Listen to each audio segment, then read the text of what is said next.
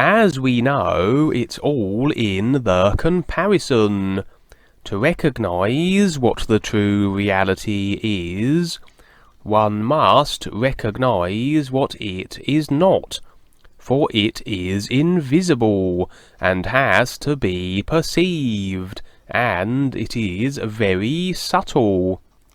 Something so subtle, and yet it is what all of creation stems from. The real universe is behind everything here in the psych realms, along with the real you that is behind and animating all of the 5 vehicles we have in these creational life levels. Little by little we start to detach from what we have known, for everything we have known is simply a reference, and if utilised correctly, for nothing more than experience and comparison purposes.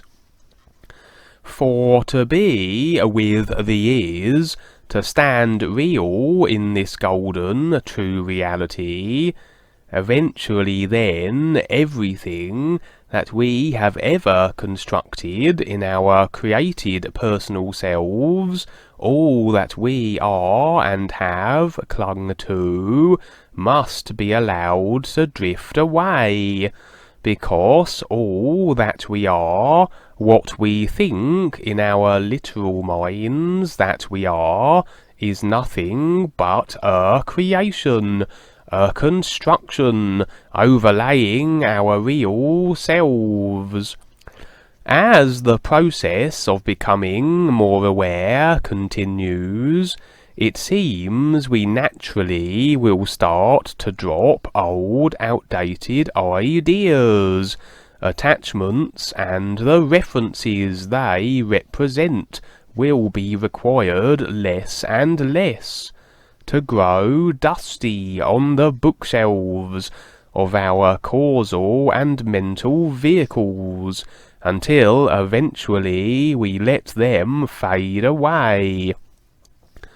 Sometimes we can't help but pick an old book from our causal mental library and carry it around with us again until we see sense, and put it back with a shake of the awareness head. For wherever we are in our process always seems the most vibrant, the most alive, if we are in fact becoming gradually more aware and awake, and not withdrawing into ourselves again and backpedaling. If we do reach for an old reference, try to rekindle an old idea, it's never quite the same. We can never experience the vibrancy of the time in which that particular way of being was the pinnacle of what we had achieved awareness-wise. The idea that we try and re-establish will have an old dead feel about it, like tired old leaves, and even then we might still go back and reactivate an older, outdated way of being, but it will never have the same potency and poignancy as when we did it before. Having reached in any new moment the very best extent of awareness we can connect to, always will have the feel of riding a wave. I'm sure Dwayne will appreciate that analogy.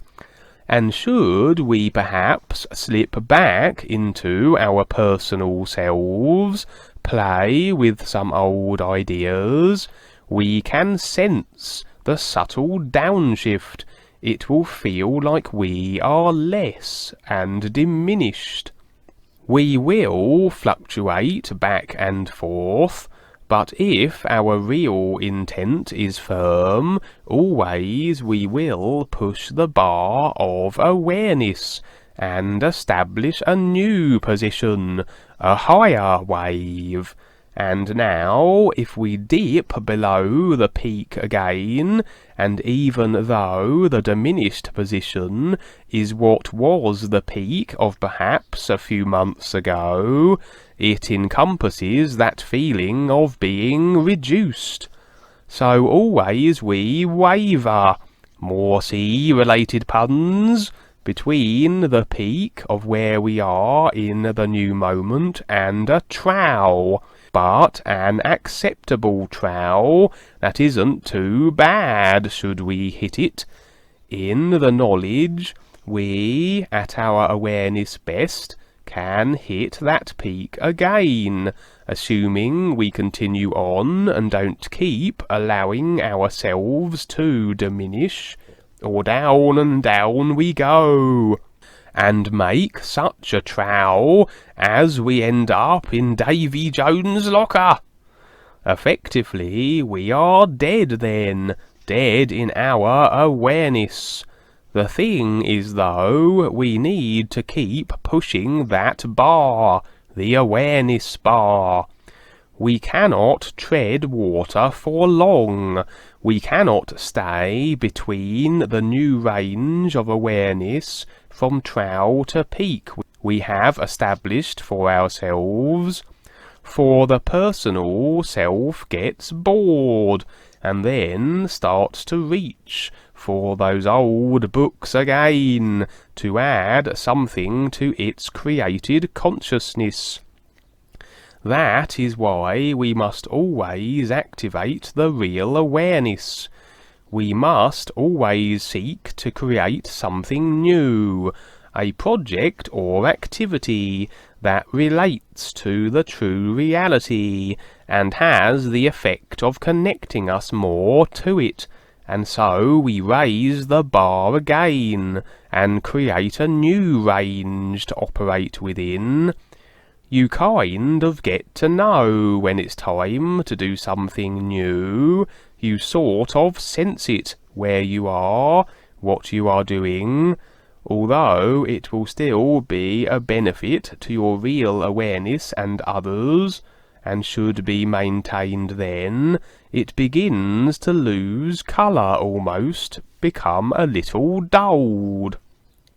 Then it is time to shake things up a bit, time to launch that new activity, or the personal self will start to inject its funny notions and intercede with its personal related suggestions of things to undertake.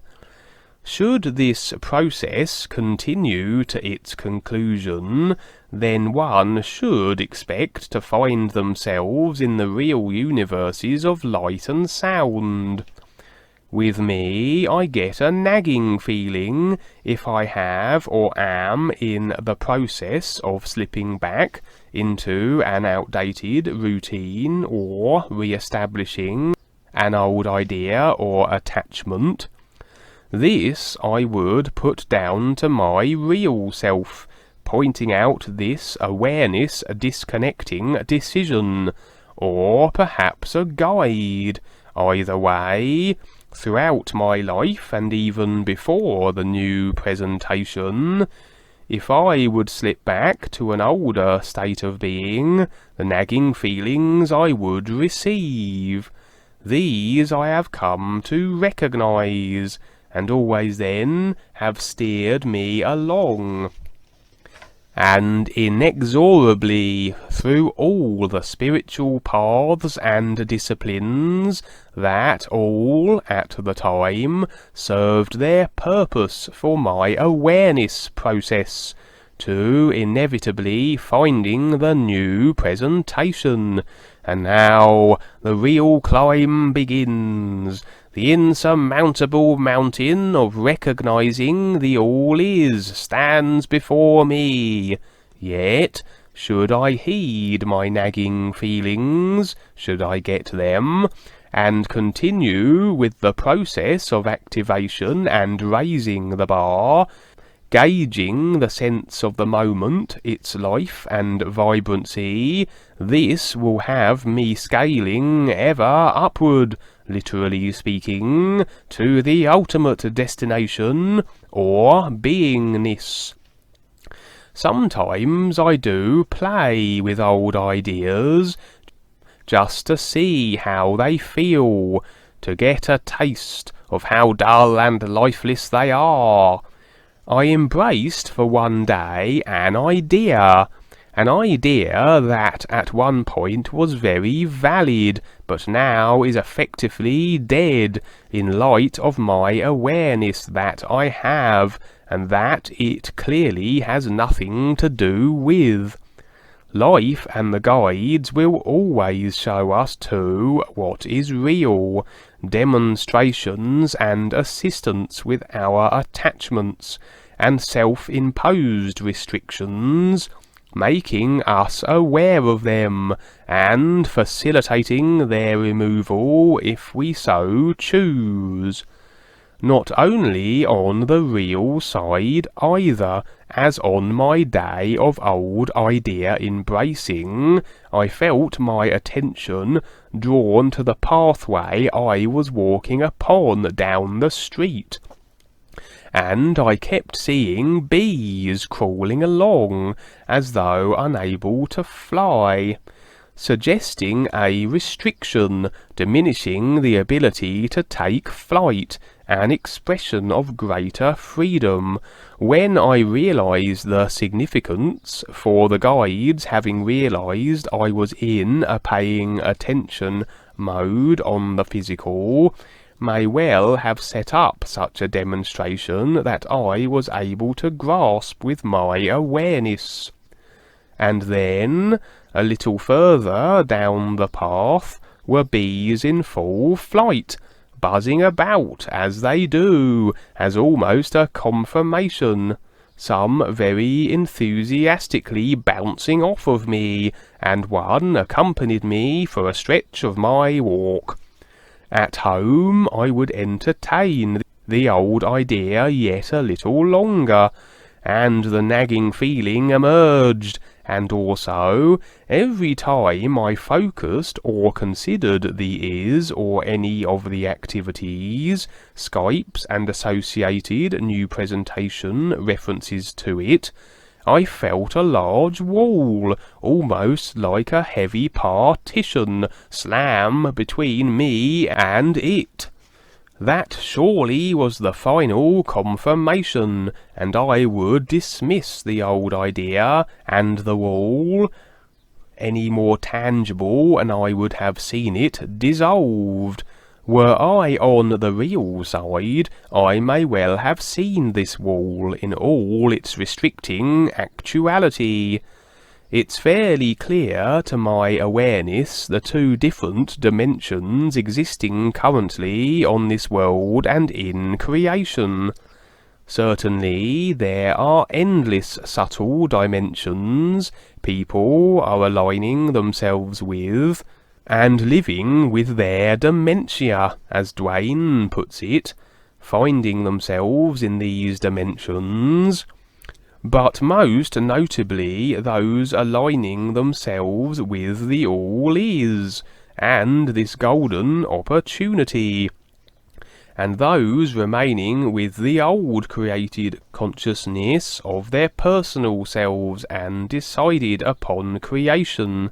For if one does lean too much toward the personal self now, and old ideas, attachments and the like, it's almost like a feeling of being out of sync occurs, being disaligned with your real awareness, that only having been connected with it can one experience the sense of how it is to be disconnected from it.